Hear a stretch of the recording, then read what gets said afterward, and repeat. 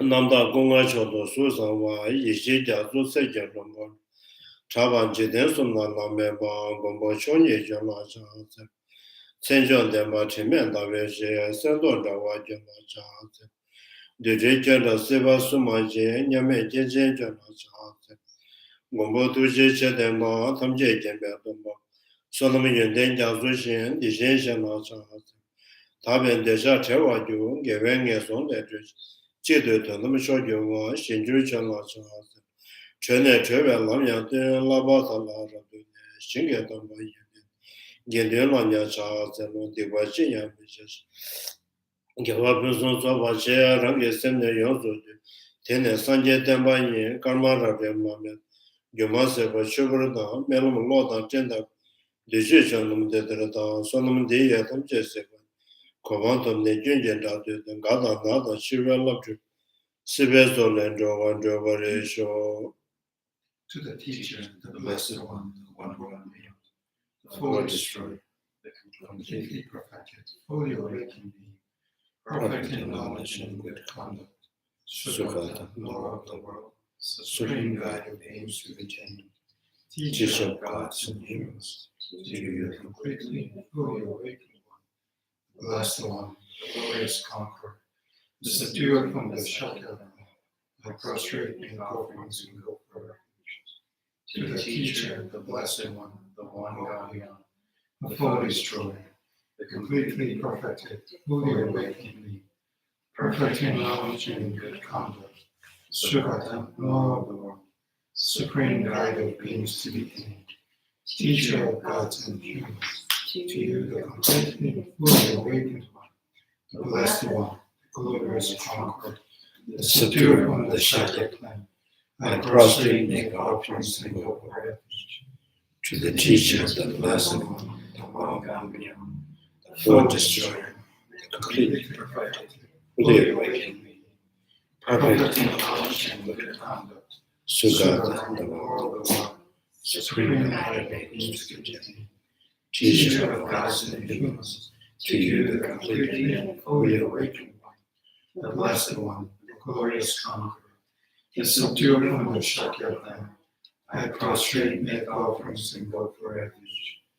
When the supreme among humans you were born on this earth, you paced out 7 strides, then said, I am supreme in this world. To you who are wise then I prostrate. With pure bodies, formed supremely pure, wisdom ocean like a golden mountain, fame that blazes in the 3 worlds, winner of the best, to you I prostrate. With the supreme science, face like spotless moon, color like gold, to you I prostrate. You are immaculate, the 3 worlds are not. Incomparably wise one, to you I prostrate. The Savior having great compassion, the teacher having all understanding, the field of merit with qualities like a vast ocean. To you, the one gone to lessness, I prostrate. The purity which makes one free from attachment, the virtue which frees one from the lower realms, the one path, the sublime pure reality, to that Dharma which pacifies, I prostrate. Those who are liberated and also show the path to liberation, wholly feel qualified with realizations, who are devoted to the moral precepts, to the sublime community intending virtue by prostrate. Do not commit non-virtuous actions, perform only perfect virtuous actions. Subdue your mind thoroughly. This is the teaching of the Buddha. Star, mirage, a flame of a lamp, illusion, a drop of dew or bubble, a dream, a flash of lightning, a cloud. See additional things as such.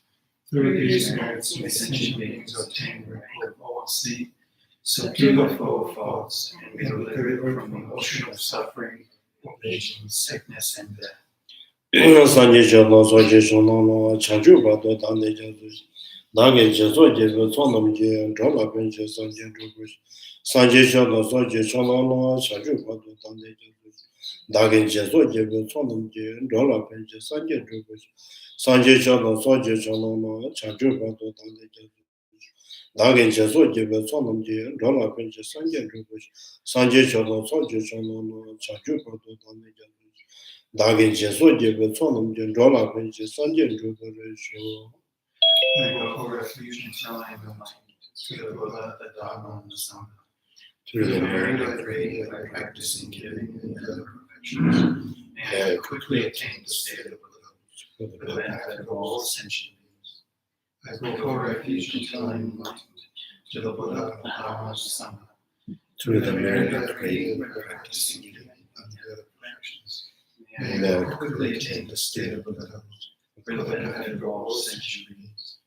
I go for refuge until I am enlightened, to the Buddha, the Dharma, and the Sangha. Through the merit I created by practicing giving and other practices, may I quickly attain the state of the Buddha, for the benefit of all sentient beings. Tanje Jema Lacha Zeno Disa Sanje Jemde and the Jinsha Manda Jumaya. Zobe Sanje Riva Dan Shabzo Dema Devarisha Jide Jema Jubu Kano Jubu Tada Mena Judemba Sanje Jemden Deazo, Dishin Shiva Den Solomta, Jutemba Geve Zawa Nama Chumis of Severa Dojima, Sonam Jeteranam Jishi, Beja Sambonam Jedeva, Tenam Jemba Dojima, Juyeremba Tomatonam Midimba, Debe Mevana, Nobraka, Shereva Sije Medeva, Tona Ziva, Simjetam Jetemba, Chadrisam Yap.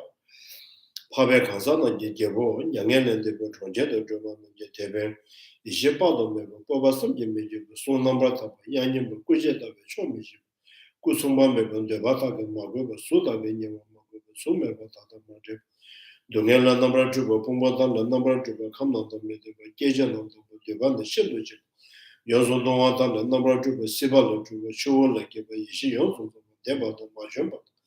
Tathāgata Sanje Jimden Jijela Neva, Yangana Deva Medeva Yanda Vanijatala Neva. Simja Tamjela Siva Sama Shuba de, the Dana Sanje Jimden Jukuchi the Yanda Vanamus. Tabeja the Toma Giva, Pada Giva, Toma Giva, Jansan, Sindrison, Majeba Yozo. Yozo Dava Yozo Java Yanda Batuma, Nemeba, Tucheva Meba, Yavata, the Toma, the Kenya, Kevan, the Sosora, Jibachi, Jimden de Rasun. Chende wala levato nyebracho zobe chajo do robachi meduma meduma temba yuba yuba chebo temba chebe gide ne levacho ribacho bacho tubacho temba chebe yozo yuba chaje be yozo yuba sona ye beji xin yin yozo zhongwa chebo jibenda zo yuba kono jibenda zo yuba chebo kangi ya do zen yezo na dawa to chebo bejo da bejo na do kodam de la cha se lo. Yeah.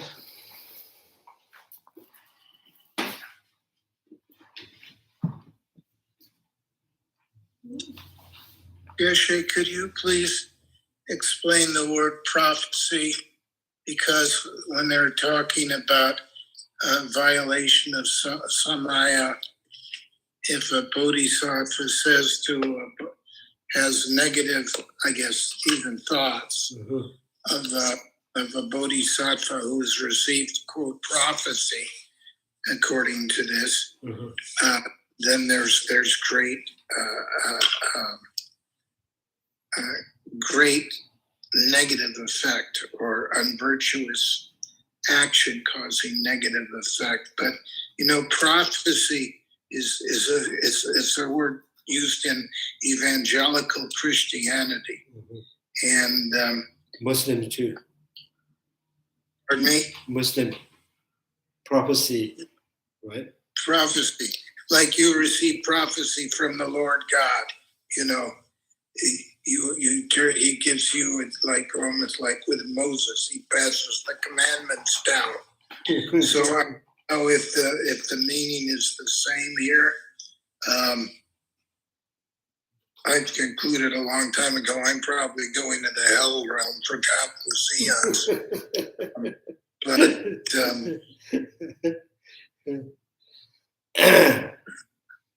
So I think here the prophecy is the term they use. I think the definition of one who receives the prophecy means, in Tibetan terms, they're translated from the Longten Topas. Longten means it's prophecy, and so how you receive the prophecy means. So I think it's also it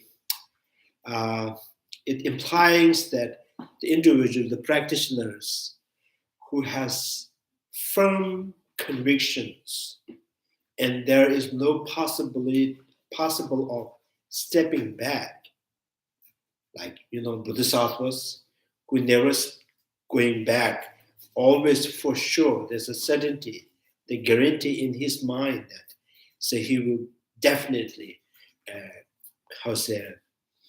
continues to go improving himself until enlightenment. There is nothing breaks no breakdown, no stepping back. So these Bodhisattvas were called Bodhisattvas who received the prophecy. So it's not like someone predicts you or someone it's not, because this is individual, their firm conviction or determination to achieving the enlightenment. And he was so confident that he sees there is in the future, there is no obstacles can obscure them or hinder them to to distract them.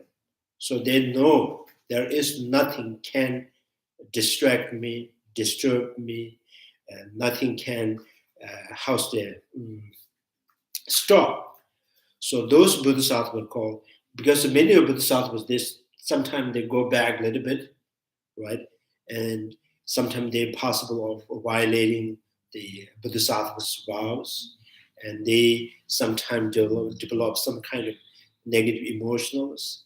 They commit negative actions. And so this Bodhisattva, some of the Bodhisattvas, because of they're insightful, they're special insight, and their determinations, they are the power of their compassion and bodhicitta.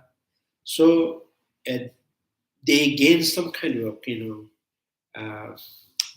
what do you call it? Yeah, I think it's confidence. Yeah, it's kind of confidence, not just fake confidence. And he sees there is nothing can obstruct my path. So those Bodhisattvas who receives the prophecy. And so then the question is, when do Bodhisattvas receive the prophecy? Now, in ordinary Bodhisattva and noble Bodhisattvas. Ordinary Bodhisattvas, when they reach the path of preparations, the second path. And second path, some of the Bodhisattvas, not all the Bodhisattvas on the path of preparation. There's some of the Bodhisattvas. So they have kind of firm conviction, determinations, and they have very, very intelligence and very powerful compassion and bodhicittas. these individuals never really kind of, obscure or obstructed by any condition. So that's kind of, prophecy. Even the noble being, some of the noble being, they receive the prophecy when the eighth ground. Even the noble beings, noble being who hasn't received the prophecy in the path of preparations, they even not receiving the prophecy, even the first ground, second ground. So all the Bodhisattvas, like Bodhisattvas, at least they will receive the prophecy in the eighth ground, because the eighth ground, they are free from all delusions.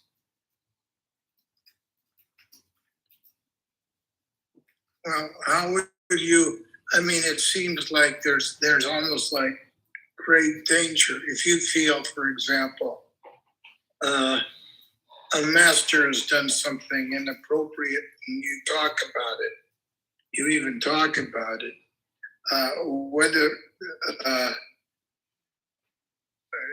there's for most of us, there's no discernment about whether someone has received prophecy or not. You wouldn't know. I mean, so almost you could say something. I guess that is quite negative. Oh. And you can be in big trouble without knowing it, because you can't even tell. So, and not only that, but the ability to control one's mind and speech, it's not so easily achieved. So maybe you can comment a little further on that.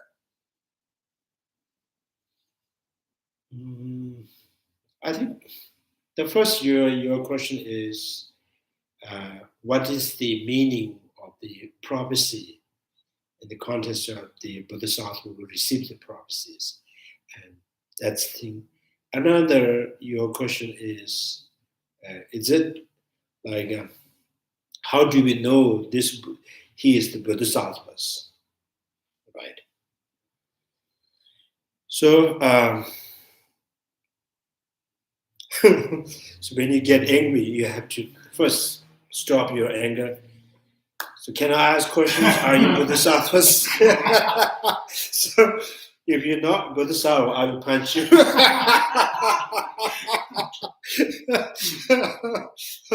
I'm very, very angry. So if you're Bodhisattvas, I'd rather go back and cry in my room. Bodhisattvas, there's in the Bodhisattva's Buddha Sutras, there's Chanju Semba Lodinji, Rin Sematali She, Tualan Mesheta, Chujan Chujeta. So in the sutra it says, like from the smoke you can you can where there's you smoke, can there's determine fire. Yeah, there is the fire. There must be fire, and from the seabirds there must be water somewhere, right? And the activities of the individual, the kind of individuals, and you can see this is the Bodhisattvas. His act of compassion, his act of,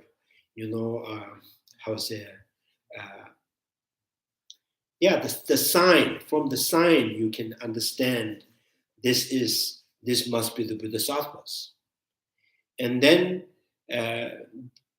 within the Bodhisattvas, so it's intelligent Bodhisattvas and Bodhisattvas not that intelligent.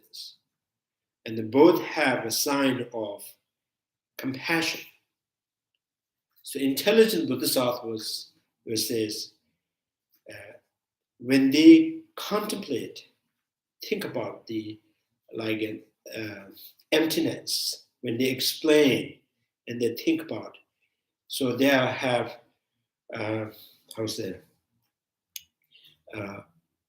they automatically, by contemplating and there's generate the compassion of sentient beings. Sometimes they're tears, right? And any other kind of, those the sign of compassions, unique activities, unsurpassable kind of, unique qualities that you can see, you can feel, you can sense. So through that way, you can determine or predict, or this must be the Bodhisattvas.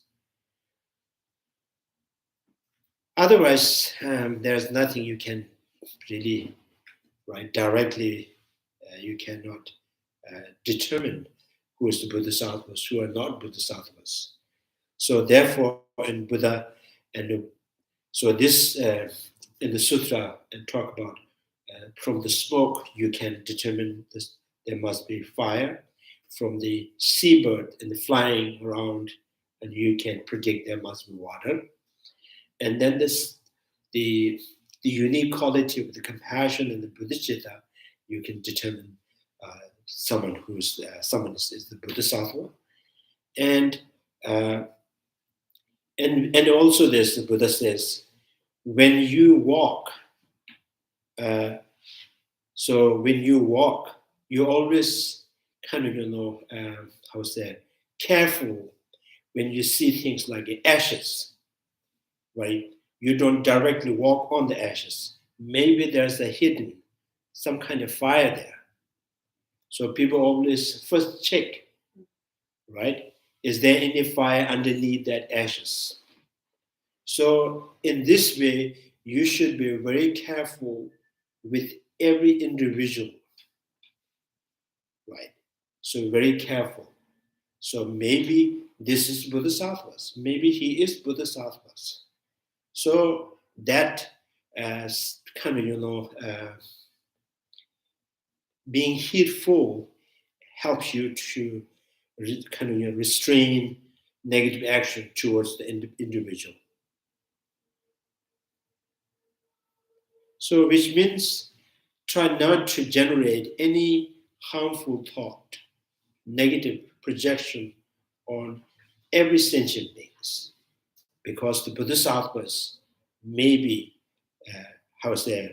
you cannot predict some who is not Bodhisattvas to Bodhisattvas. Therefore, you should be very careful and try not to, try not to have any harmful thought towards every sentient beings.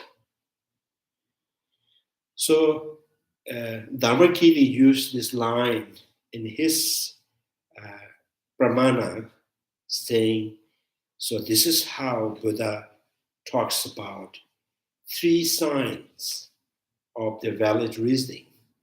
One is through the effect and predict the cause, and through kind of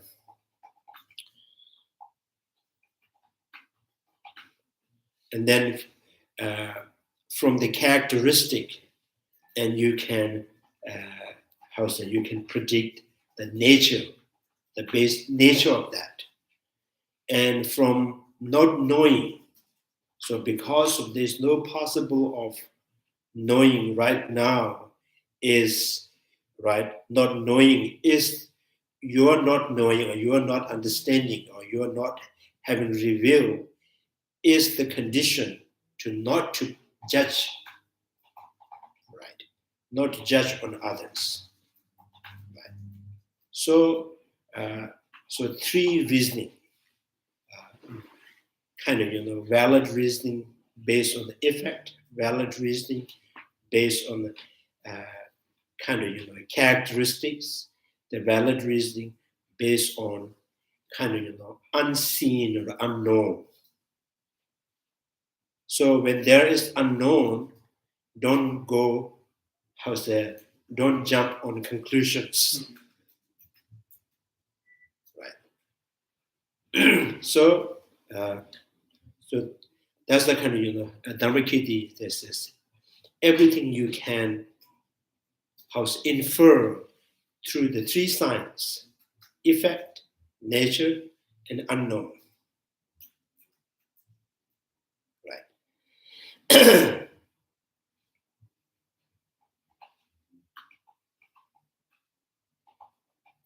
So an unknown, how can we determine something? For example, if you thought when you early morning, you wake up and go to the beach, there's some kind of fog. If your mind is thinking, oh, maybe this is smoke, and then tell yourself, there is no possible of finding fire nearby the oceans. Therefore, this is not the smoke, right? Because of the absence of fire, right? So making sure these are not smoke. This must be fog. So the unknown is the good reason. So you are not knowing is the good reason, right? So you cannot judge other, right? So because I have no knowledge of his condition,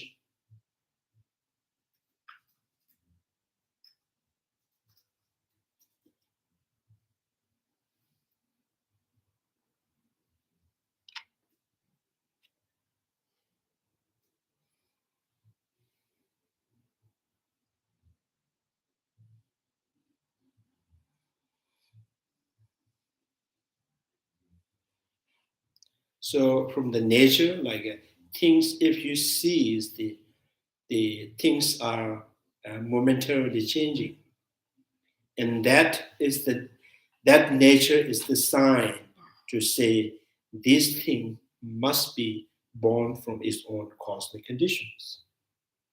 Anything that born from cosmic condition momentarily changes. This, right? This pot, this car, this house, these leaves, impermanent, right? Therefore, my body too is impermanent because it's also produced by the cosmic condition. That kind of, they based on the nature. So nature that you can see, feel, instantly changing. So by this when through the smoke and determining what has preceded as a cause. So so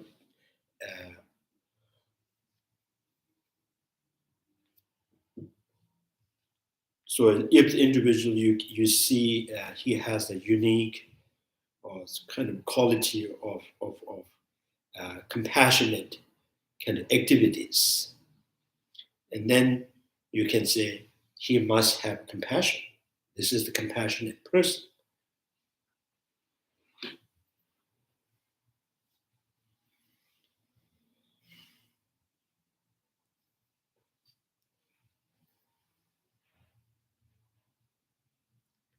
So is that okay? Well, it's probably as good as we could say. I mean, sometimes you could see someone who seems to have very compassionate activities act in a manner that seems, for example, inappropriately. I mean, you feel very strongly it's inappropriately wrathful, hostile. Could be deprecating of other teachers. It could be someone jumping to conclusions about you with it through what's clear to you is their own projections. And it doesn't mean, of course, that they're not a bodhisattva, they're not capable of kindness, but you may see some things that are strongly inappropriate and are quite upsetting. Well, that's my experience. Yeah. And it's sometimes, you you have doubts and you have a strong misgiving. I think, Kind of. yeah, this is the kind of, that you can say his inappropriate activities proving himself is not the gentleman, right? So, and that establishing this person is not the gentleman and he is not gentle at all. And then the second step, so do I have any reason to dislike the person? So if you say, yes, because he is not kind of the good person. So being angry and being disliking the bad person is like being angry with the nature of the fire. So the fire is not good good for your skin, too close. So do you angry with fire, right? And the kind of, the oceans, the lakes, the waters, the pools, look good. If you are not able to, so if you if you don't know how to swim, so don't try to go too close to that. And because this is not good for you, so not good for you is not the reason you have to dislike that person. So why you shouldn't be disliking the bad person is because they're so it's like first if you use the reasoning, the mamigbatas, unseen, the sign of unseen, you are not so you are not you lacks the knowledge of that person and how he turned into that things, but as kind of that person, and you have no knowledge of that. So that proves that you have no right to project negative on that person. The second is because of the bad, how can you be bad? If that bad person is there, there's no reason you have to be bad. So opposite, you have to, if the bad person that you try to good person. So if you try to be good person, you shouldn't be dislike that person. You can also, this bad person. A bad person means if they're a better person and you also become the bad person. You get right if you think there's the reason. I have reason to. I have I have a right to be disliking the person. He is a bad person. That's not really good reasoning. Yeah.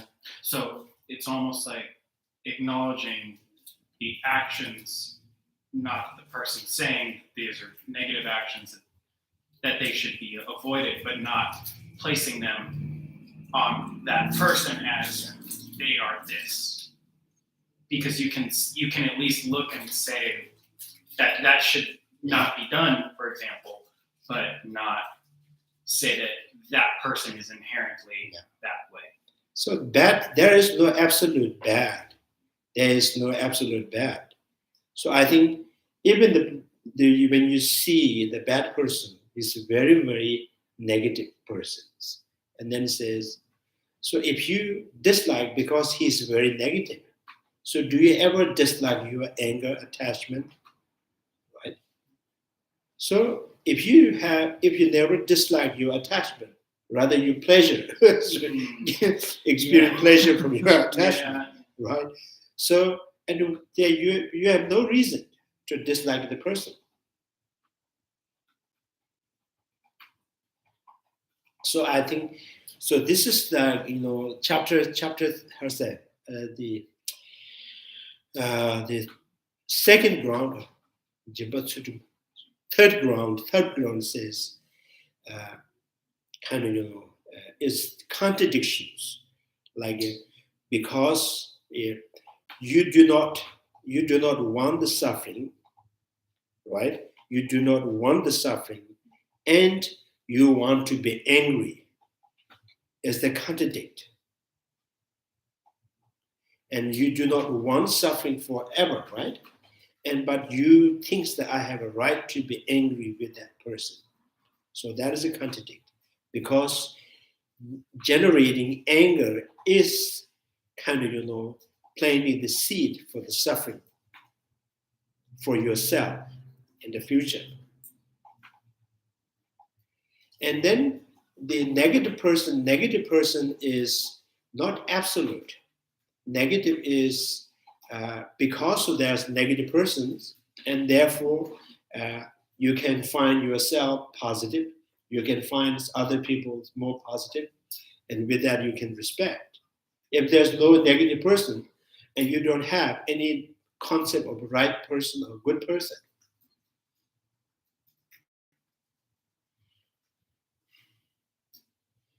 so this is like, there's no absolute bad. So the suffering is the nature of the suffering. By knowing it, by knowing the suffering, it will help you to find the origin of the suffering.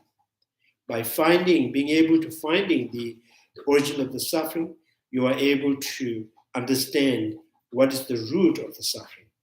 So if you understand the root of the suffering, and you will see the possibility of liberation. So all because of the suffering. If there's no suffering, and there's no way you can find the origin of suffering, there's no way you can find trying to overcome the root of the suffering. Right? So bad person, there's a bad people, bad person, negative persons in this world. So I think this is why we can have the interest in learning Dharma. So that makes us interested in learning Dharma. That makes us interested in finding the path to liberation and the cessations.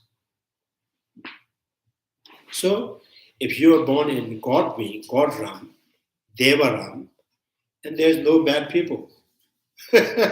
So because no bad people, and you have no interest in learning Dharma. So you have no possible generating compassion, no practice of the purifications. So there's nothing is absolute, right? So it's all depending on how you interpret that. The objects is not really by themselves is absolute negative, absolute good, positive. It's object means, right, the objects here, the entity, right? Entity means, so entity, entity in your mind means you have conceptually identified. So anything that is conceptually identified in you as a good or bad is no absolute, because this whole entity is constructed, projected, fabricated by your thought.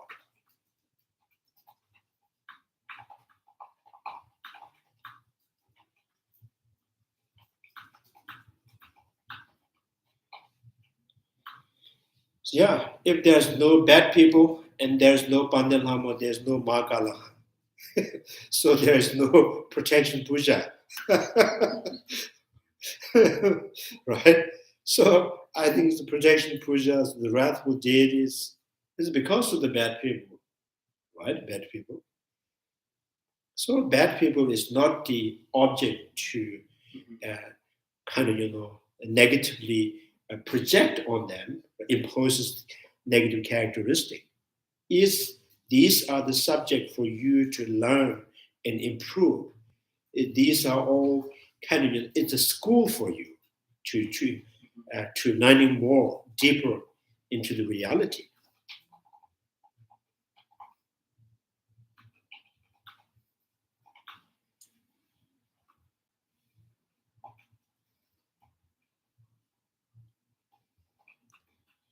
So in Hindi they say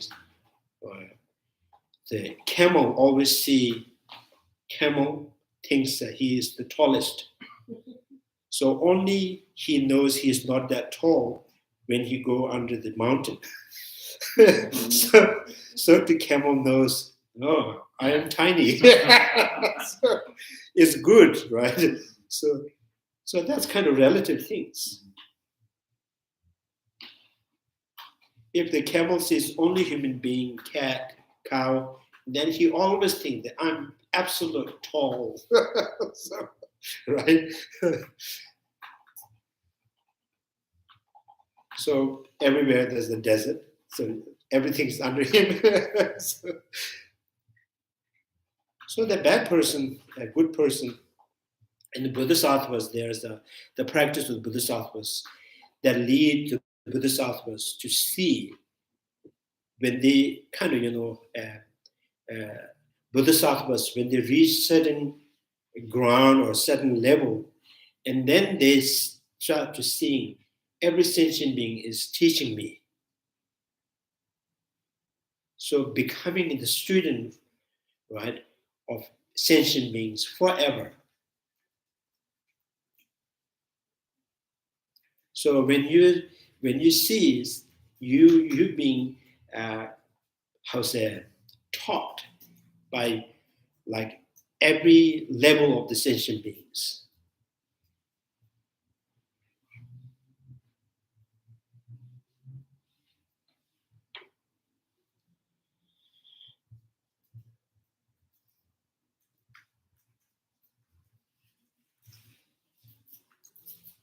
So that's what Bodhisattvas. They're humble. They always, respect. It's not because of it's, they kind of, like to be lower. They're fixated on that kind of attitude. Right?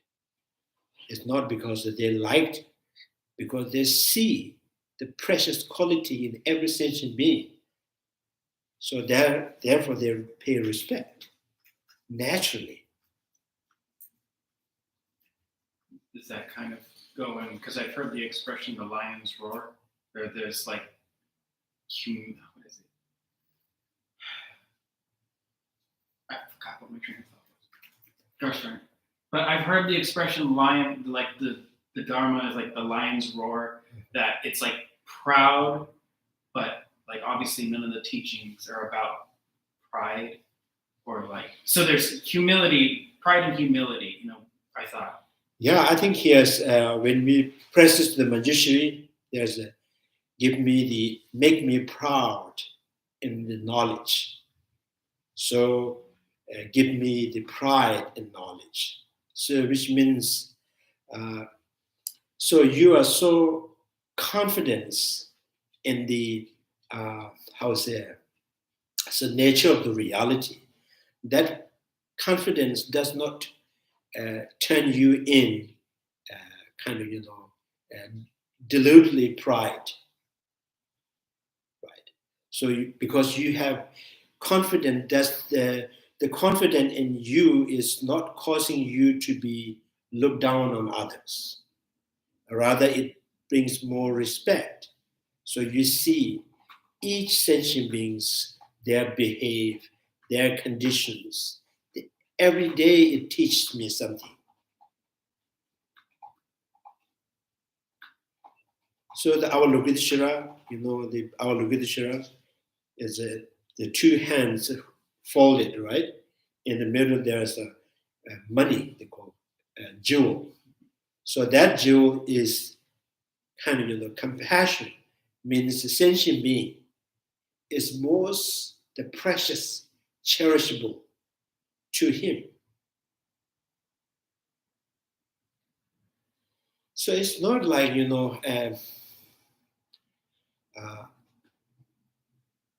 our Lokittara is not cherishing sentient beings because he finds that they may vote for him.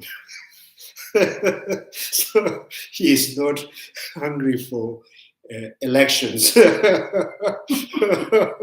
So our Logochiras, because what makes the Bodhisattvas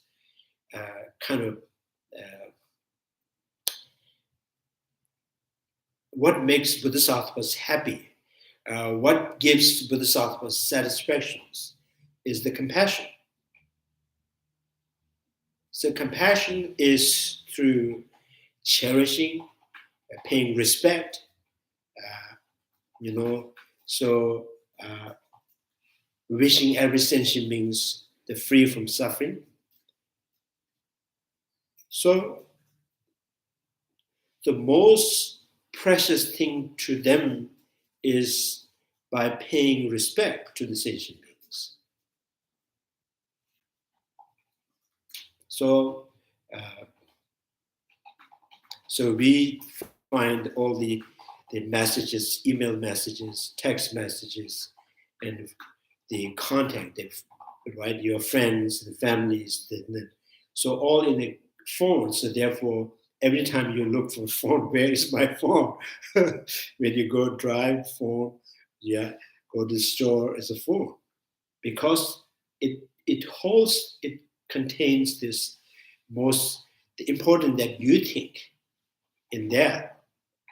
So the Bodhisattvas, the most important for them is because Buddha has a Bodhisattvas, the Pratika Buddhas, Hiryas, ordinary people, everybody, like including insects, the animals, they're always seeking for happiness. They're always seeking for no suffering. So Bodhisattvas naturally the innate desire to be happy. So now Bodhisattvas found the essence of life is the satisfaction, joy. That only comes through the generating compassion towards sentient beings. So sentient beings are their money, their money here, the precious jewel.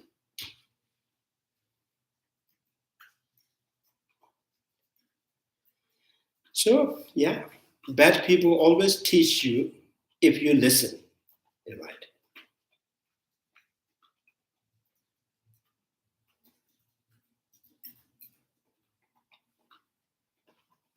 When there's no bad people, there's no good people. So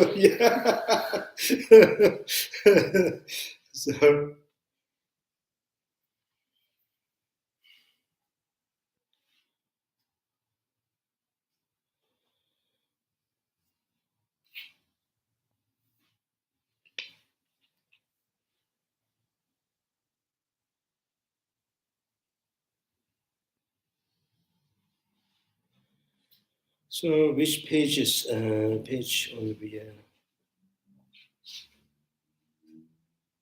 distinctive characteristic of the first three perfections? Are we on page 144, 45? 144, I think at that second part of 311 verse. I think we got to just there. Maybe a little bit before that. Okay, maybe this here. And the commentary is author, right? Chandrakirti does not speak explicitly of the elimination of acquired afflictions from the first ground and of the elimination of the innate dimension from the second ground onward. So this last time Larry asked these questions.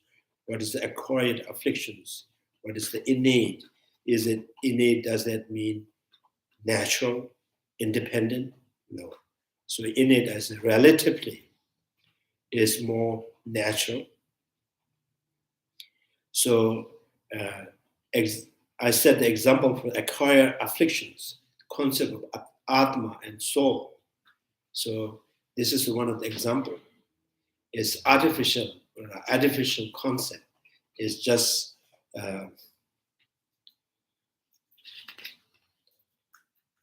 So this concept of Atma and soul is not the animals. They don't have this concept of Atma and soul, but for sure the animals do have concept of I, and that appears as independent, intrinsic. So this is why they call it innate. So innate is not it's not artificial. It's just kind of, it's more natural. So the grasping of I is more innate, and the grasping I with characteristic of permanent, independent unities. These are acquired afflictions.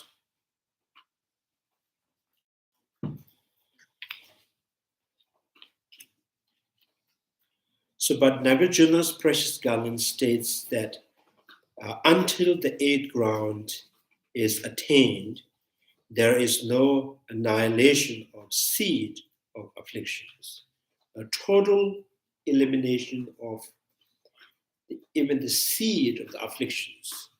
That only done when with the eighth ground of the Bodhisattvas. So before that, there's always the afflictions, seed of the afflictions there. Seventh ground, sixth ground, right? Fifth ground. So, and also important to know is the first ground, second ground, their mind is not free from the seed of the afflictions, which means they do possess, or kind of, within the mind stream, there is the afflictive emotions. But most of the time, these afflictions remain dormant because they do not really, cause any negative actions, verbal and the physical actions, even not in the harmful thought, in the mental state.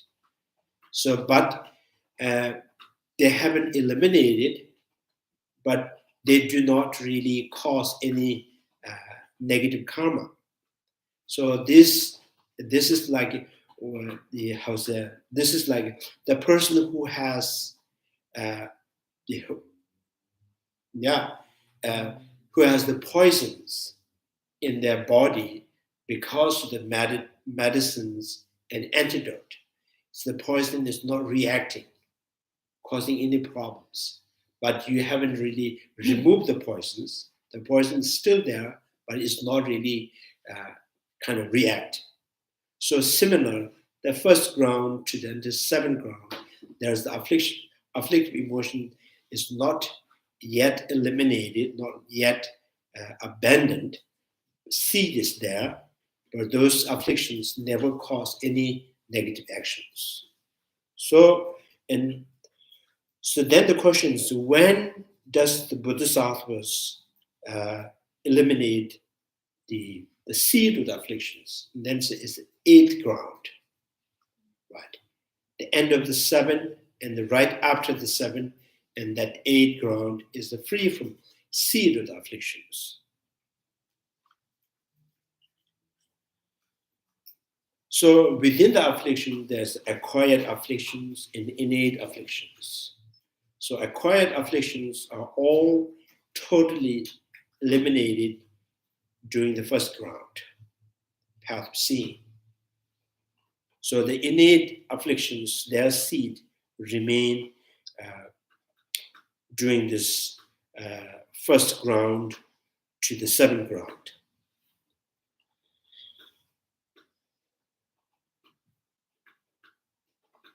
The grasping at true existing must be considered an affliction. Yeah. What page are we? 144, and first line and second line. I'm reading. The commentary's authors, Chandrakirti, does not speak explicitly of the elimination of the acquired afflictions from the first ground, and of the eliminations of the innate dimension of the second ground onward. So I'm just reading from it. The grasping of true existing must be. Now here, the Prasangika school,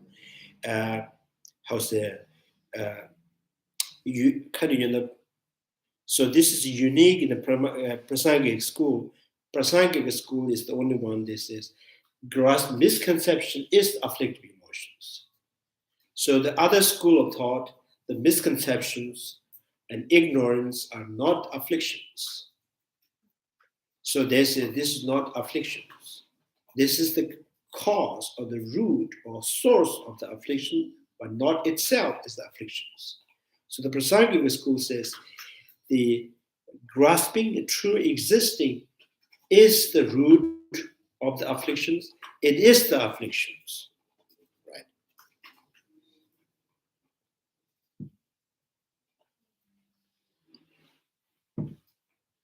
So maybe I'll tell you this, Vibhashika school, so they kind of, the ignorance is not necessary to be afflictions.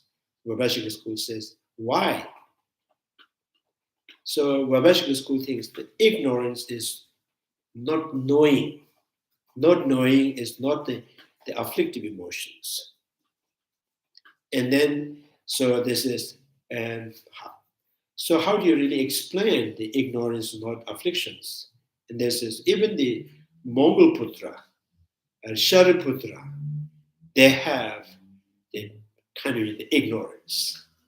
So, and how, so Mongol Putra, after having attained Arhat, he tried to see through his clairvoyance, so finding where my mother has born. And Mongol Putra could not really see through his clairvoyance, so where his mother has born.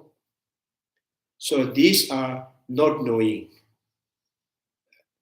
So Vibhashika school says, even the Arhat has it. This therefore ignorance is not afflictions. So the Prasangika school here, not knowing and ignorance is a totally different. Ignorance maripas. So here is actively the grasping as a truly existent. It's not just simply not knowing, right? It's actively grasping in a mental construct. So that is the ignorance.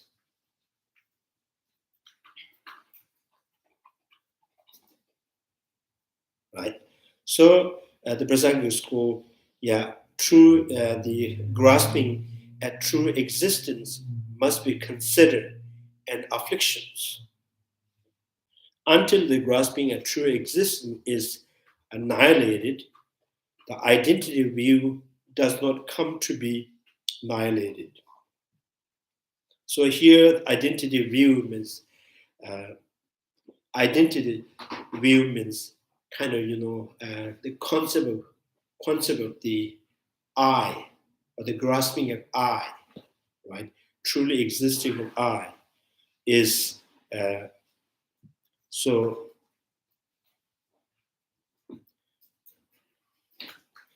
And on the first ground, 3 binding factors are eliminated. So Kunjur, 3 binding factors.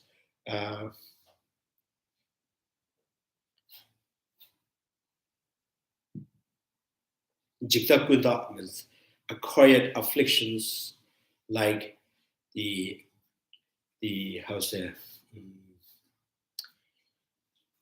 like a permanent I, independent I. So these are the one of the acquired afflictions, and then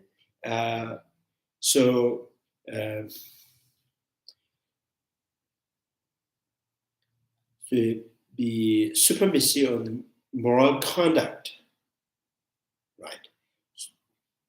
moral conduct, which is related to the wrong view, right? The wrong view lead moral conduct. So that is the one binding factors. And the the grasping of self here, the grasping of self with characteristic, it is the permanent, it is the independent. So this is the artificially you have kind of build your wrong perception. It's not innate, right? And then the deluded doubt. So deluded doubt, deluded doubt means liberation is possible or not possible, probably no possible. So these are the deluded doubt. So this is the first, binding factors. They're characterizing on the intrinsic I. Characterizing intrinsic I is the it will so why it is the binding factors, it binds you, or having bond with this wrong perception, right? These wrong perceptions, and you cannot find the path for the liberations. And the second acquired afflictions means the supremacy of the moral conduct. So moral conduct that lead by the wrong view are, even if you think that you find the path, but that is the wrong path. Right? There's wrong directions. And then the last, the binding factors is the deluded doubt. Deluded doubt is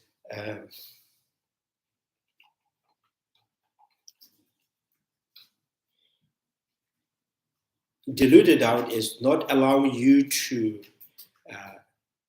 decided to go on the path for the liberations, because it says yes or no, probably no, right?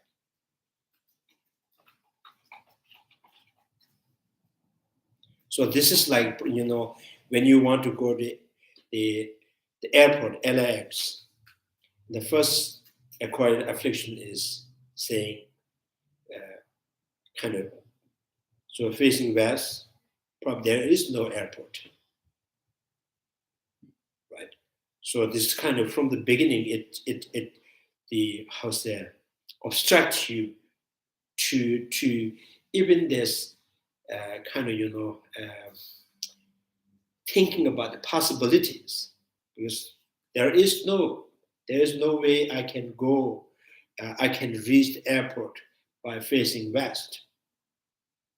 And the second, so yes, there is the path, there is the way, or there's the route to airport, but it has to go 57 north.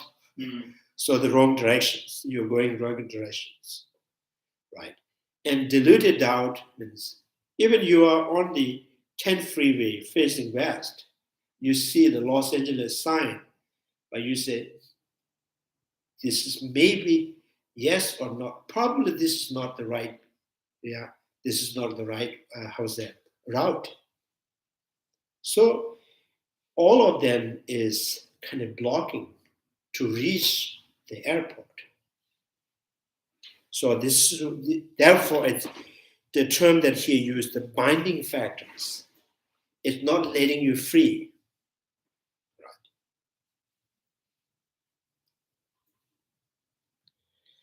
So the binding factors are eliminated.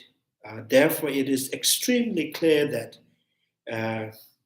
differentiations between two classes, acquired versus innate, must be made within the afflictions in general, and acquired versus innate must be made within the afflictions in general, and two false distinction need to be made regard to the identity view in particular.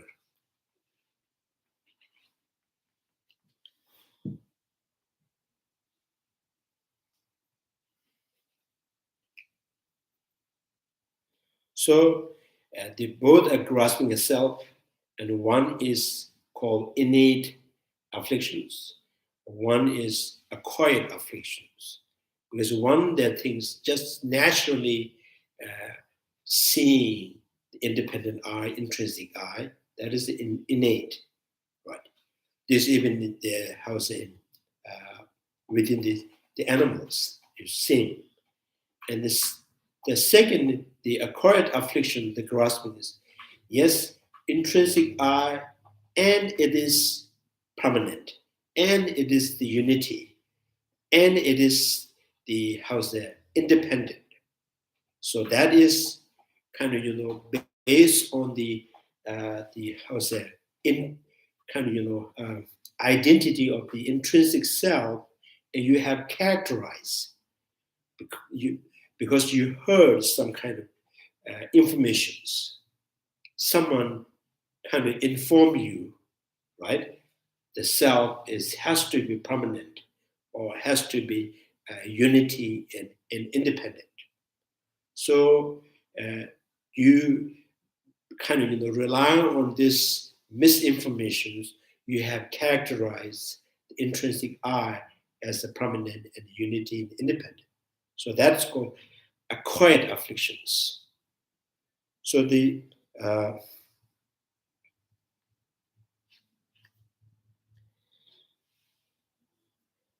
so now in this Chandrakirti's traditions, which takes grasping at true existence as afflictions, when the afflictions are eliminated by the uncontaminated path, the seed of the grasping at true existing are invariably eliminated as well. So uncontaminated. Did I pronounce it right? Uncontaminated. Yeah. So so the way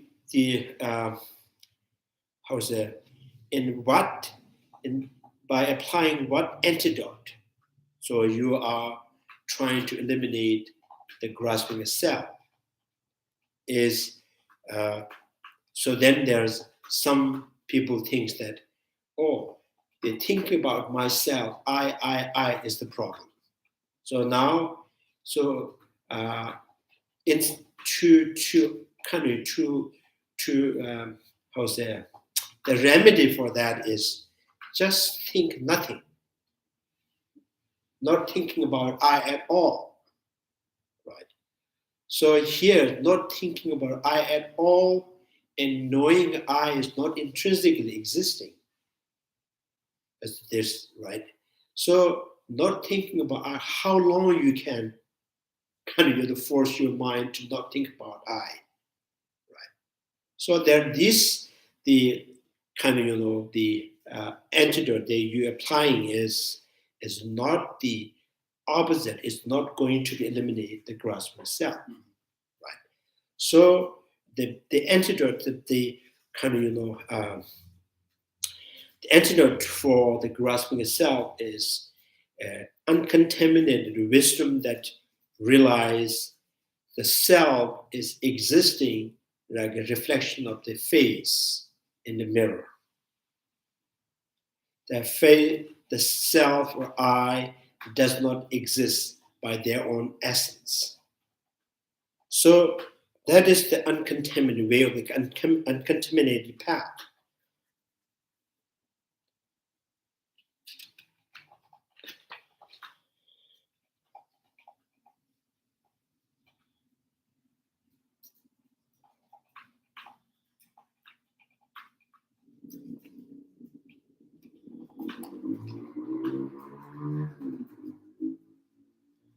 So yeah. However, at this stage, one cannot permanently annihilate, even in the part. habitual propensities of the dualistic perceptions. So, yes, through the contaminated path, wisdom understands the absence of intrinsic existence as a path, and you can eliminate the seed of the afflictions. But eliminating the seed of the affliction is not the final, but still there is the residue from the afflictions. The residue means dualistic perceptions. Dualistic perceptions means that the habit that remains as a as a residue here. So this, the residue of afflictions, the stain of the afflictions, and again you have to apply the same antidote continuously, meditating on that.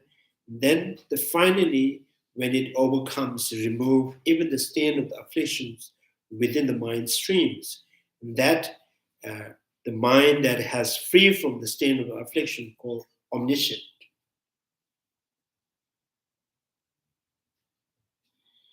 So dualistic perceptions,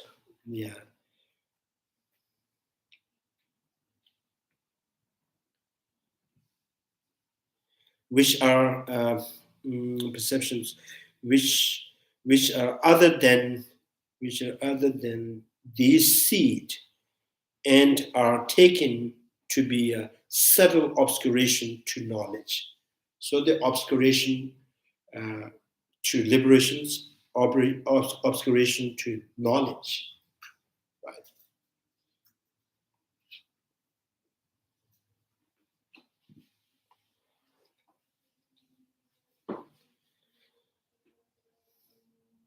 So since no subtle obscuration to knowledge can be eliminated until all afflictions are annihilated, the subtle obscuration to knowledge are eliminated during the three pure grounds.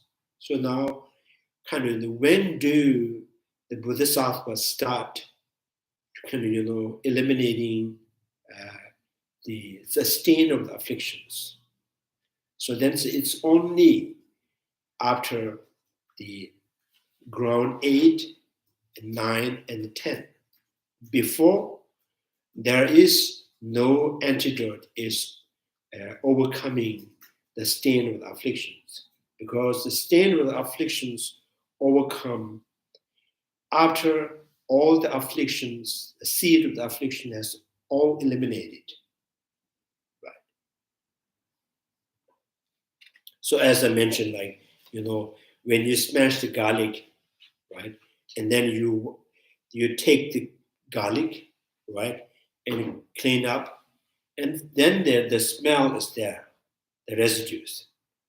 The smell, and again wash it by soap and put outside in the sun, maybe overnight.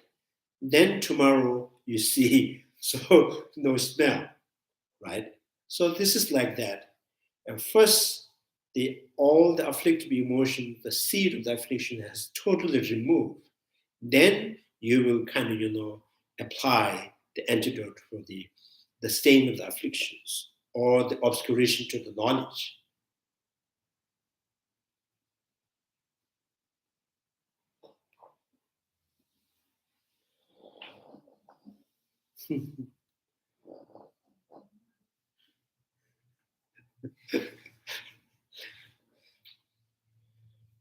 Yeah, three pure grounds, and the ground 8, 9, and 10. So the 8 to 10, because of this, he is at all times also able to destroy all the attachment associated with the desire.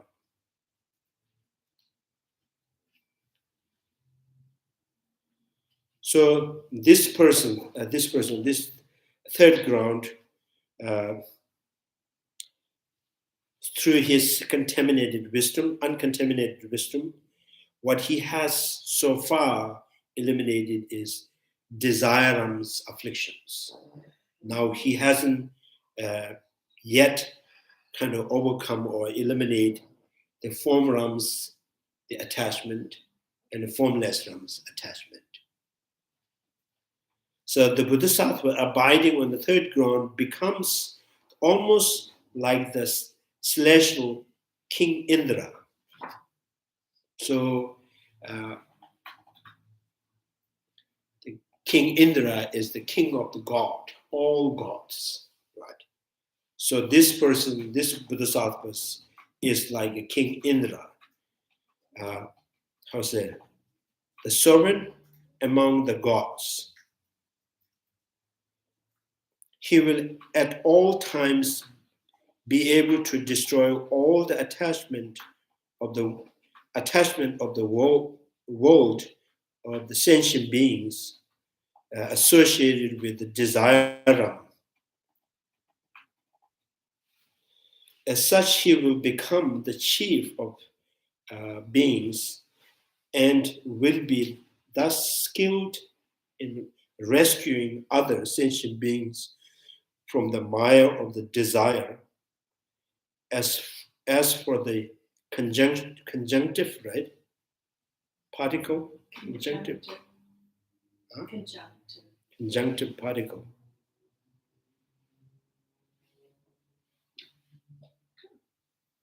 Conjunctive particles means. Like, but if and Something that if I'm not mistaken, a conjunctive particle is like but if and these kind of Okay. the connectors. They're kind of connect phrases together. So because of this, he is at all times also be destroy all the attachment associated with the desire rams. So maybe this is the conjunction talking about.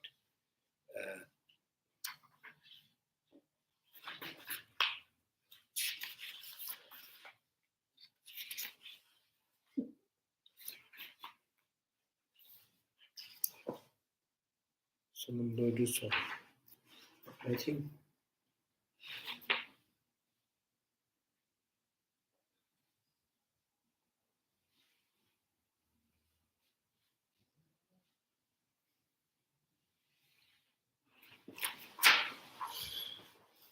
On this ground of Bodhisattva's observations, clairvoyance here, attachment, attained observations and clairvoyance here, attachment comes to exhaustion completely.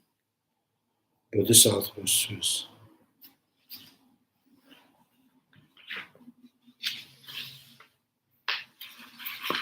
so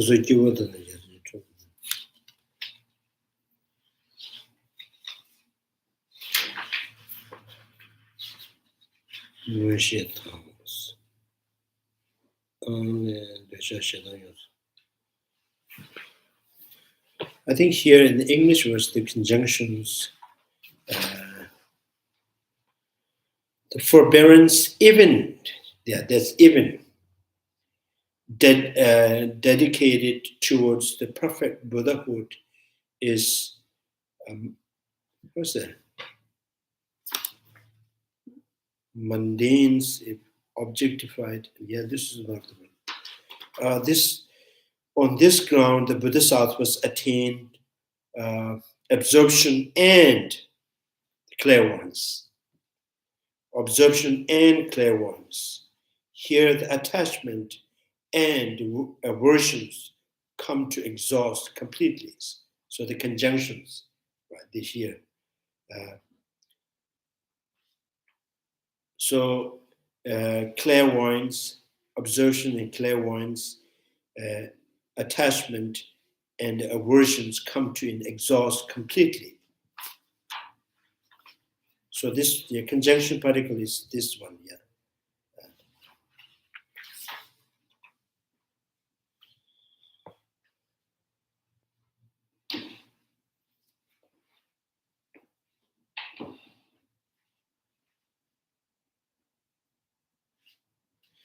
also what appear in the Naksu translations, also at all times he will destroy attachment towards the desire realm.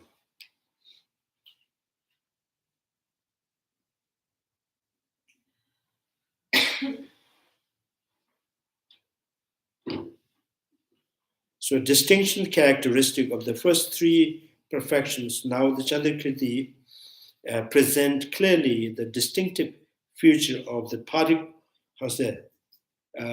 practitioners of the first three perfections and the nature of their collections and what fruits are achieved. So the three practice of the generosity and so on, the Sugata was lauded mostly for householder. So generosity, morality, patience. So three. Devashivi Kimbanalagas. He praised, I think it's kind of like here, the Bodhisattvas, the lay people, right?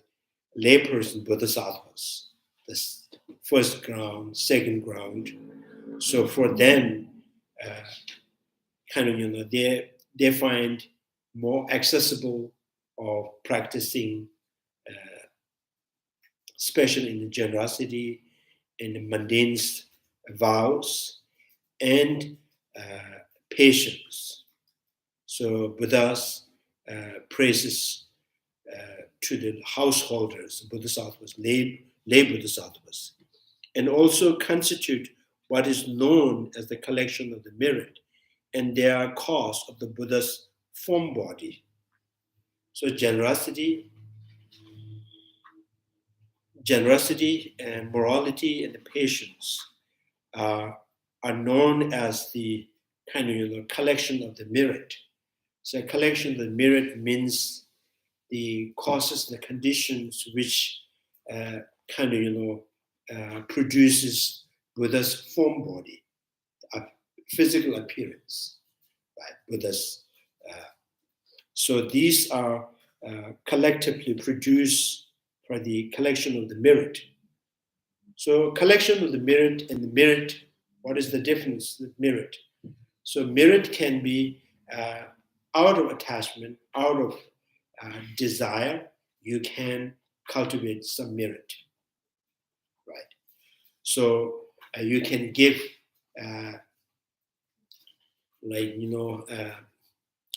you can give a gift to the people, and your intention is, right?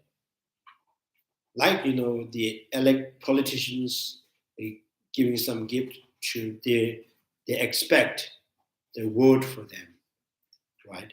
And by giving something, he may praise to me. He may, and then tomorrow I want to ask him to do something. So these are the merit, but not the collection of the merit.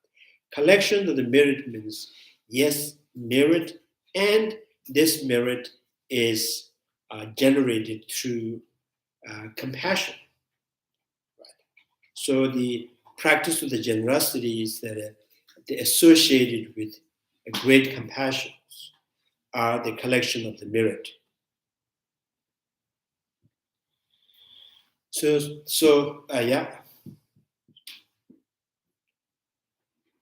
although both lay and monastic bodhisattvas are practitioners of the generosity, morality, and forbearance, from the point of view, what is easier and what is more difficult pursue, the three practitioners of three practice of generosity and so on, morality and patience, said to be easier for the householder bodhisattvas to pursue. So the Sugata lauded, these three mostly for such practitioners, which means it does not mean monastic bodhisattvas, right? They don't require any practice of generosity. So, but especially there is some validity for the householder, because the householder may find it's easier. These three also constitute what is known as the collection of the merit from among the twin collections of the merit and gnosis. So collection of the wisdom, collection of the merit. So collection of the wisdom produces the omniscient. A collection of the merit produces the Buddha's form body. So I would call Dhammakaya and Rupakaya. Rupakaya is a form. Yeah, Rupakaya.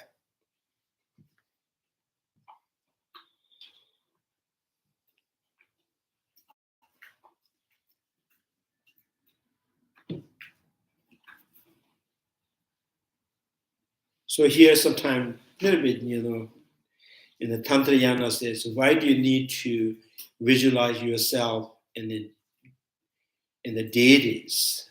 In the Tantrayana says, to so visualizing yourself, or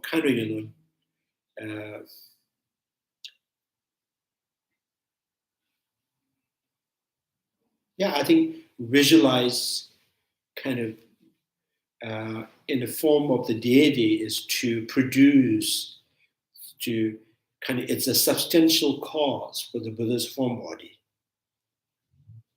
So, and then the understanding, the realization of the emptiness itself is the cause for the sufficient cause for the omniscient. So in the Sutrayana, what this is, your generosities, your compassions, your morality, all are conditioned, which is all are the substantial cause for the Buddha's form body.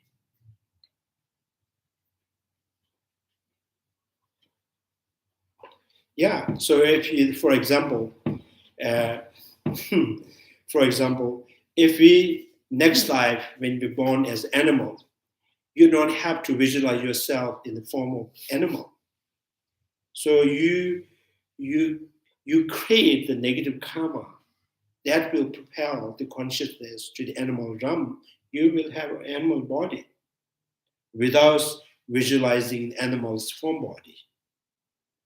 So the question is to Tantrayana, why do you need to visualize your deity? So every day we're born in different form. Every other life we're born in different form, but we never visualize them. So to become the particular particular realm or particular being, so without visualizing, just simply cause the karma to be born in that realm, so you will have form, right?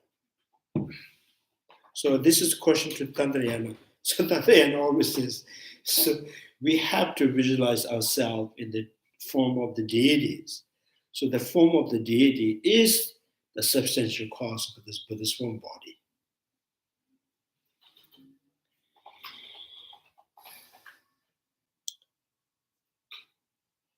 So the precious garland,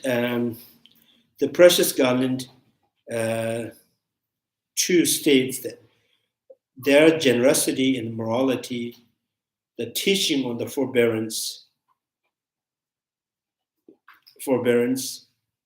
were taught, especially for the laity. So constantly cultivate familiarity with these that takes compassion on their essence.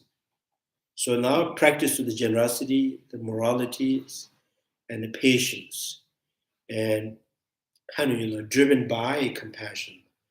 And so morality, generosity, patience, the practice of the morality, generosity, and patience, driven by renunciations.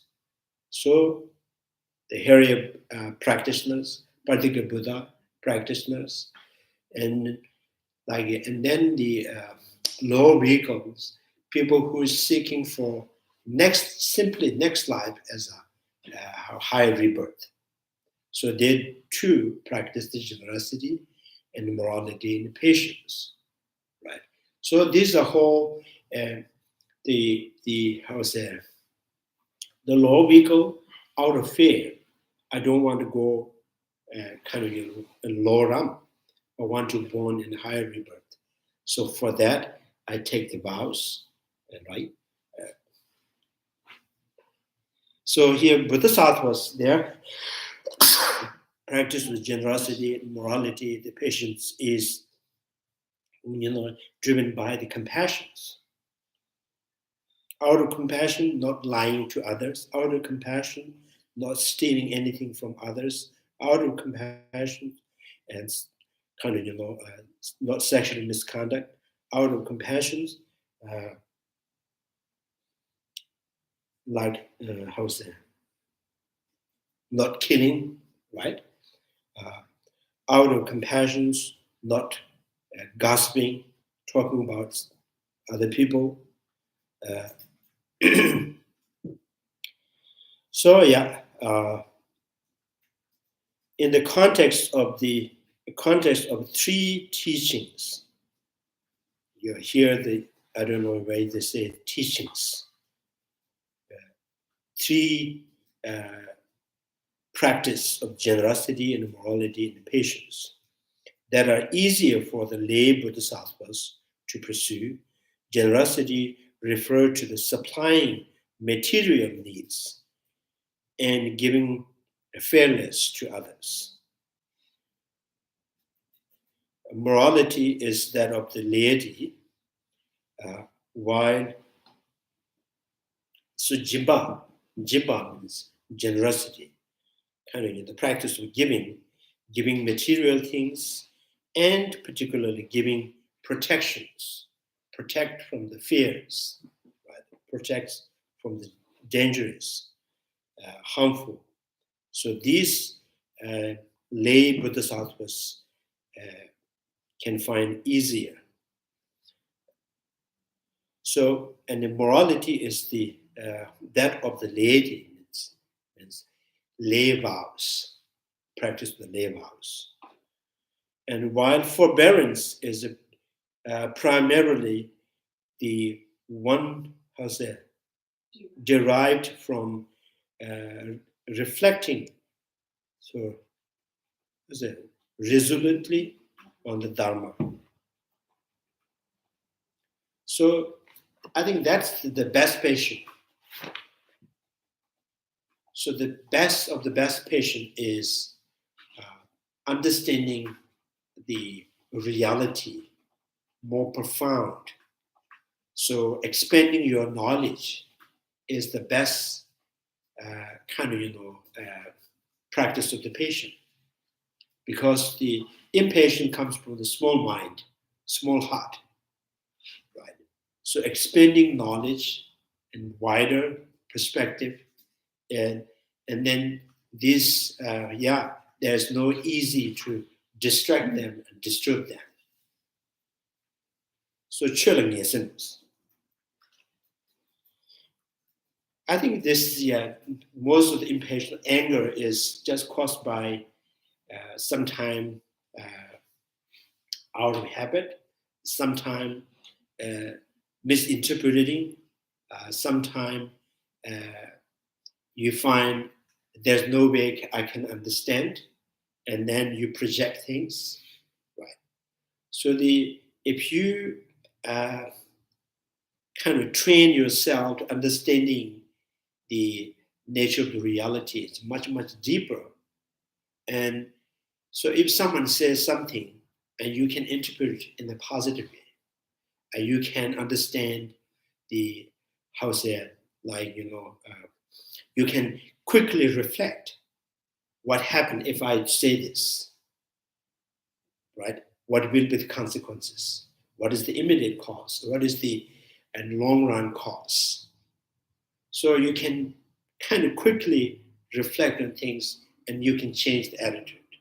So if you are, your mind is not deep understanding, you have not deeper understanding of the reality, the nature of what you're talking about, right?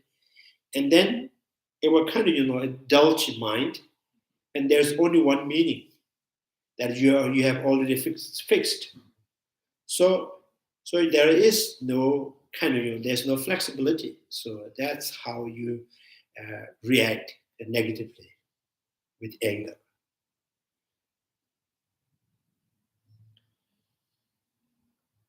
Sometimes, those, if I was godfather. Oh my gosh. So he's very, very intelligent, right? So he will do the business deal, and he will reflect quickly, and then according to that, he will react. Even the person is very, very harmful to him because he was wait next. So at time, I have to be sure peaceful, smile, more generous.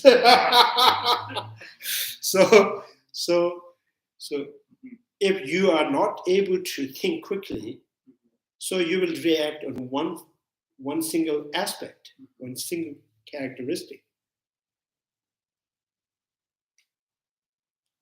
So the best of the patient is kind of, so the kind of,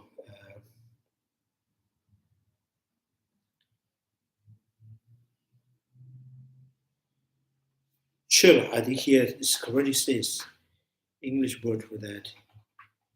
Resolutions. Resolutely on the Dharma. So Dharma here is not practice Dharma, like emptiness, Four Noble Truths, impermanence, conditional suffering, and any kind of situations, right? Any, if the person, there is some kind of, possible of making you unhappy by a story that is someone's made up story about your nations, your families, right? So in this, all of them, if you understand deep, so you can control your emotion.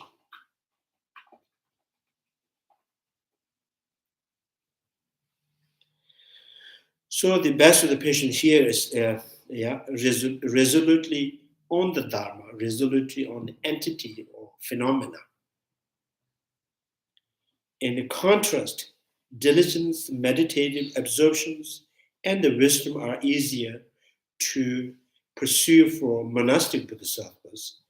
It is not the case. Monastic bodhisattvas.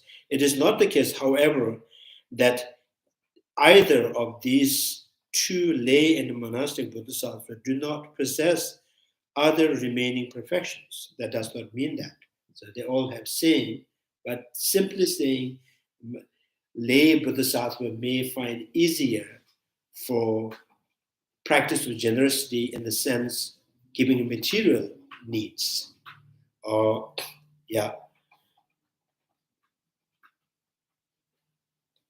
in giving protections.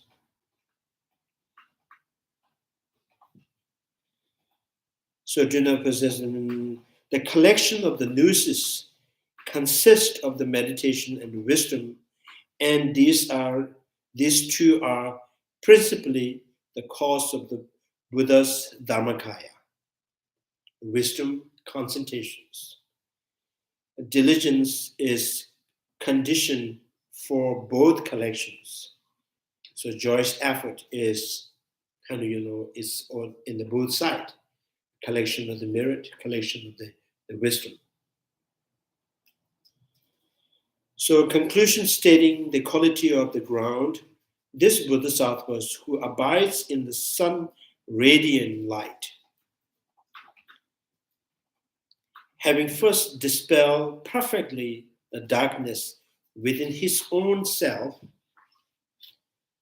wishes keenly to utterly destroy the darkness in other beings. On this ground, though extremely, extremely piercing, no heat of anger remain. So I think Shinto no is like they are very sensitive in their kind of, their mind is so sensitive and so vivid and so clear, but there is no any giving any space for anger to generate, right? So maybe it's possible in ordinary people who are very kind of always alert and very sensitive, so they easily can disturbed, right? This Bodhisattvas, the kind of with their wisdom and sense of compassion and the patience, so their mind is very sensitive, very alert, very heedful, and at the same time, there is no any condition can kind of make them unhappy, right? So as I mentioned, patient seva means being patient. Forbearance means to be able to bear kind of any conditions that can disturb your mind, which means to be able to prevent any unpleasant experience, right, with any harmful condition. Right? So harmful actions, harmful speech, or any news, right? So when you have, so when you are able to prevent unpleasant, right, unpleasant experience, which means you are not easily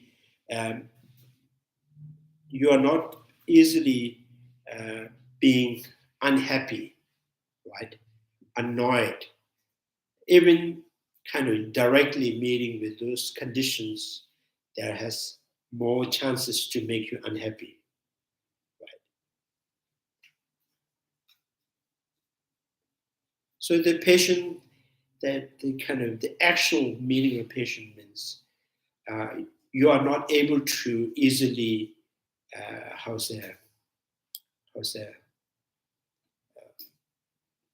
I think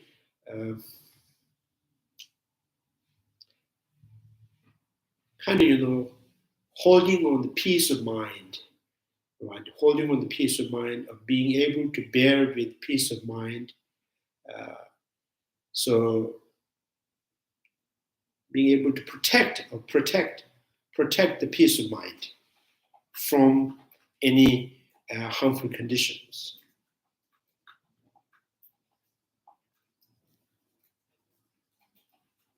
So and I mentioned the story of the Bodhisattva before when he achieved the Buddhahood.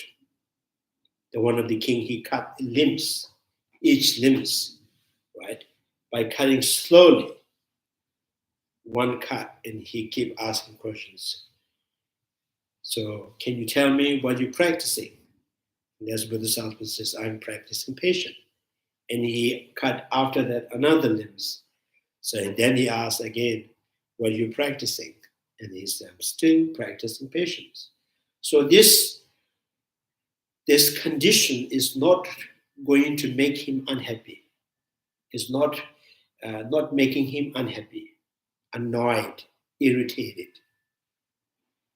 So because of him, because of that person, because of his negative mind, because of his anger towards the Bodhisattvas, right? So kind of he has perfected his patience. So for him, his anger is not absolute negative.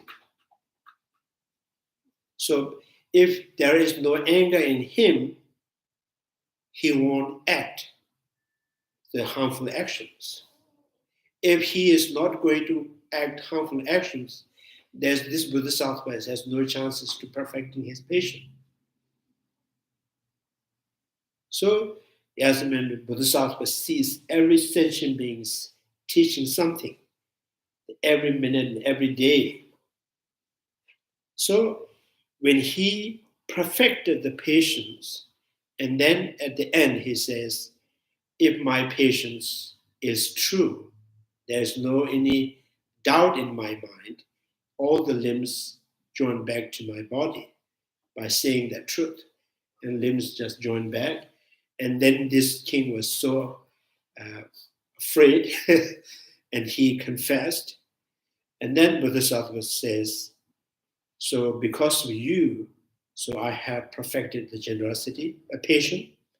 So when the day I get enlightened, you will be the first person. So I will give you the nectar of the kind of liberation. So Varanasi, so the Acharya Kundaniya, so he is the first one who gained noble wisdom. So only for him, Buddha just finger pointed at him. Did you realize it? Did you actualize it? Did you gain eye on the noble truths? And the rest, Buddha did not do that. And then people ask, why do you do this? Oh, that's because in many lives before, he just pointed me by cutting his limbs slowly. But each time he pointed me, what are you practicing?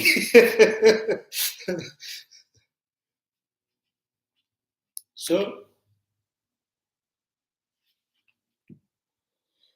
Bodhisattva who abides in the sun radiant light, having first dispelled perfectly the darkness residing within his own self that obstructs the emergence of this ultimate ground, show this to others and wishes keenly to utterly destroy the darkness in other beings that obstructs their attainment of the third ground, since this Bodhisattva destroyed the darkness of false that undermines the higher quality. On this ground, he become extremely piercing like the sun. Nevertheless, no heat of anger remain towards defective beings, like bad peoples, right? So, like this, for his habituations to forbearance has become the supreme, and his mental continuum has become well polished by compassion. This concludes the exposition of the third ground of the ultimate awakening from illuminating the intent, and has the exposition of the entering the middle way. Yeah.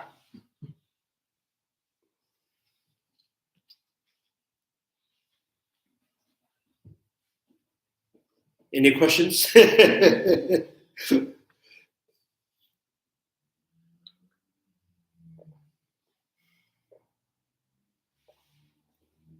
you tell us a little bit about this mental continuum that's been well polished by compassion?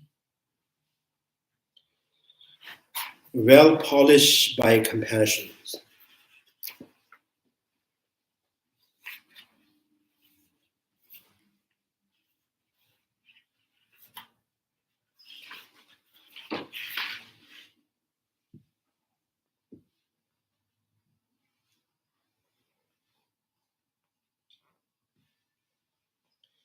Nima the shin no ge gende ge ge won tor mi ge de so ba le che la ba ko ning ji Gyu number chibiches. I think in Tibetan and the Gyu number chibas. Number means usually the terminology use something favorable.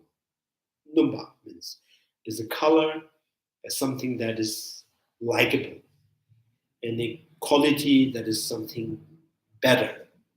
So that is in numbers. We call number. Two number means color is appears the well colored, well painted, right? So anything that is being seen to be good quality, good, look good. So that's kind of in numbers. So in English, there's a well polished. So I think Because of the compassion, things perceived to be more positive. I think this is like this Bodhisattva has a well built his all the quality, right,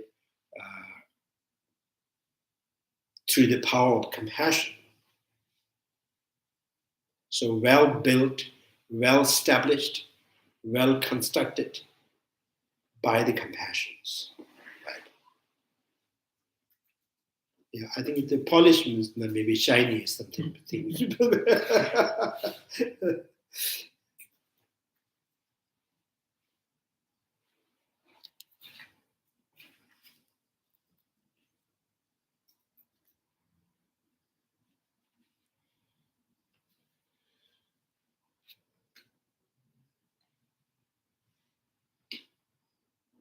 I think translated maybe got this in Tibetan, in normal language, the number they use mostly when we see something.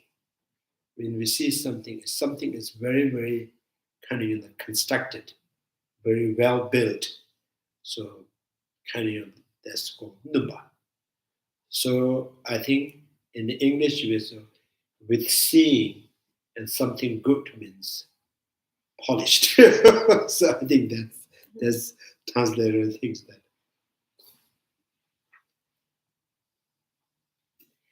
So I think because the number is not necessarily always kind of physical form. So in Dharma, in the written, so many times the word number, used for well built, well established. Right? In ordinary language, in number we use things that we see, something likable, something look good. Right?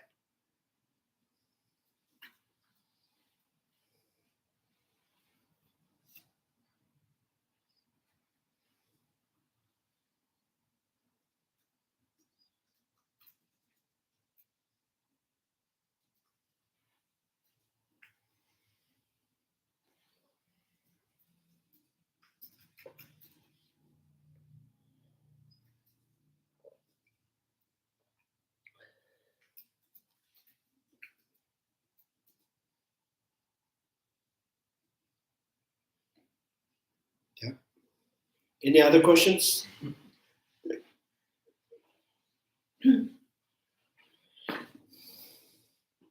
So we have finished generosity, morality, and the patience.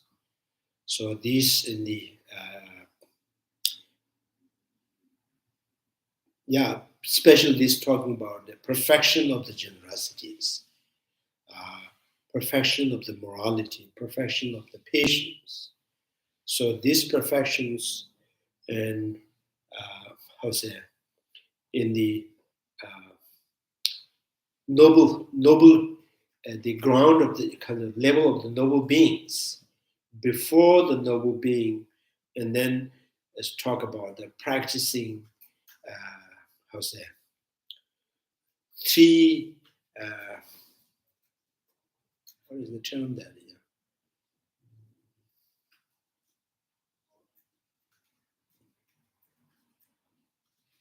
Three exclusive conditions, which means compassion, right? first compassion, then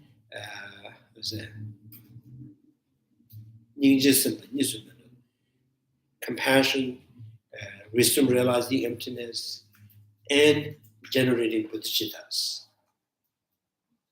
From the beginning, from the ordinary level, we practice compassion and wisdom realizing emptiness and generating bodhicitta.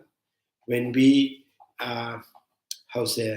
when we go on actual path, so from the beginning, the path of accumulations of the Bodhisattvas, path of preparations, again we practice the compassion and wisdom realizing emptiness and generating bodhicittas. So generating bodhicitta on the actual path is the real bodhicitta. Before we actually gone on the paths as ordinary people means people who are not on the path. So at that time, we say, trying to understand, trying to generate with compassion, wisdom realizing emptiness, and then this is generating. It's not the bodhicittas, right? So people who are not on the path do not possess any bodhicitta, but they are, so they are trying to generate bodhicitta. When you say on the path means it starts from being noble beings. No, the path means the 5 paths. So noble beings, path of accumulations, a path of preparations, and then noble being starts path of seeing and path of meditations, right? And so, and path of no more lining means enlightened.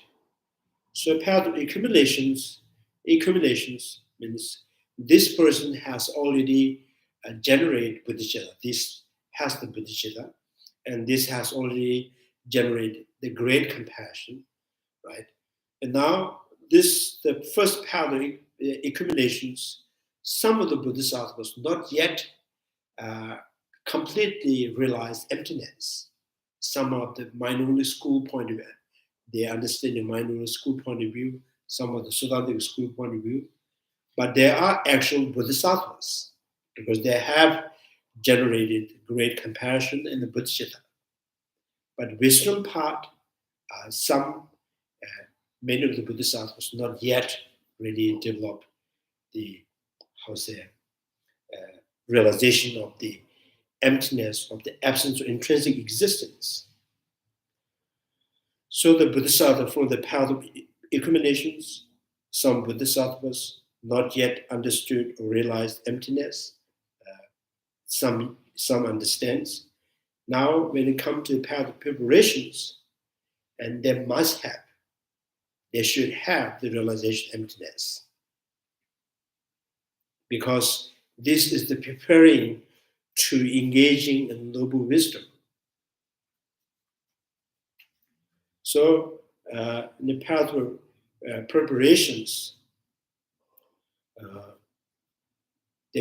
within that there's a divided, there's the heat of the path of preparation.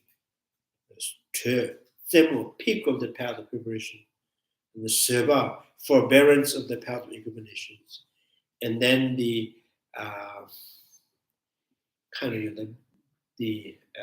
greatest of the path of preparations, the 4.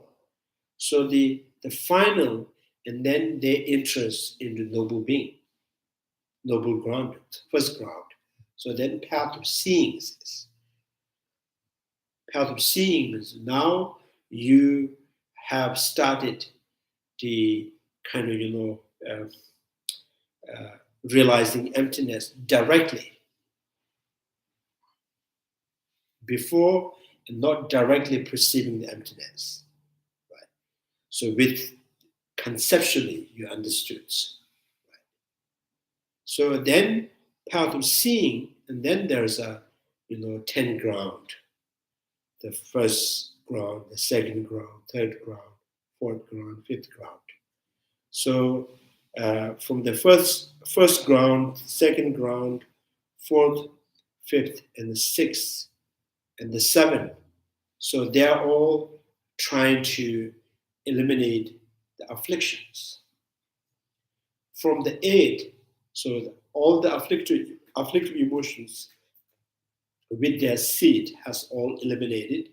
Now they're from the eighth ground, they apply the antidote to overcome or eliminate the stain of the afflictions.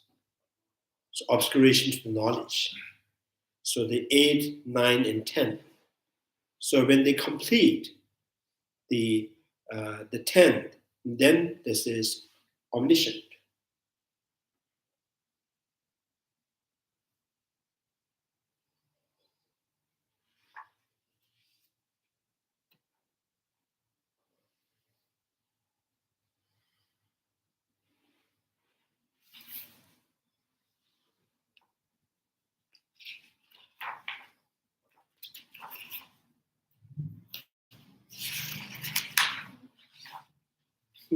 Fourth ground is 2 page. It was 1.5. Very short. Yeah, any questions?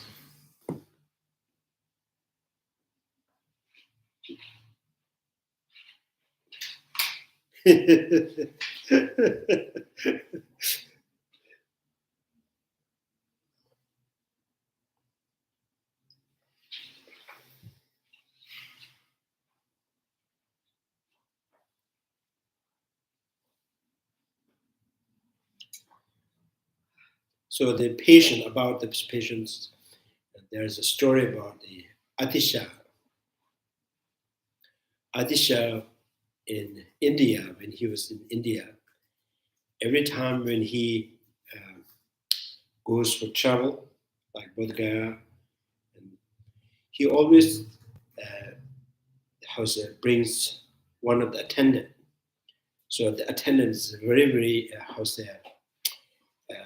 short temper. So he only picked that the monk very short temper, get angry all the time. So Adisha says, it's very good for me. He keep teaching me the patience. So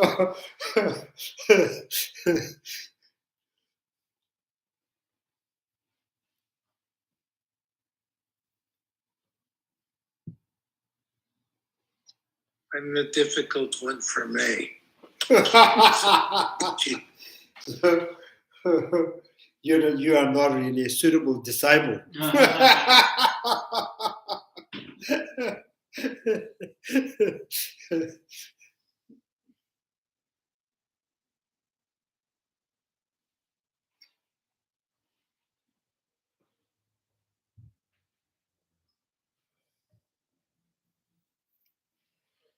Okay then, let's stop here.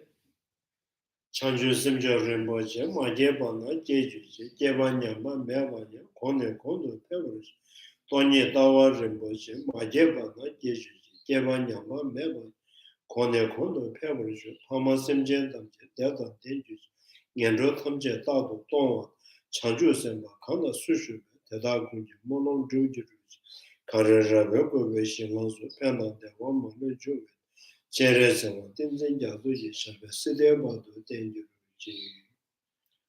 precious Bodhi mind, that born rise and grow. May that born have no decline but increase forevermore. May the precious mind realizing emptiness, that born rise and grow. May that born have no decline but increase forevermore. Due to all these merits, may all Father and Mother sentient beings have all other happiness, and may all the lower realms be empty forever. Wherever there are Bodhisattvas, may all of their prayers be accomplished immediately. In the sacred land surrounded by snow mountains, you are the source of all benefit and happiness. O powerful Chandrakirti and Yatsu, remain restored until samsara ends. Thank you very much.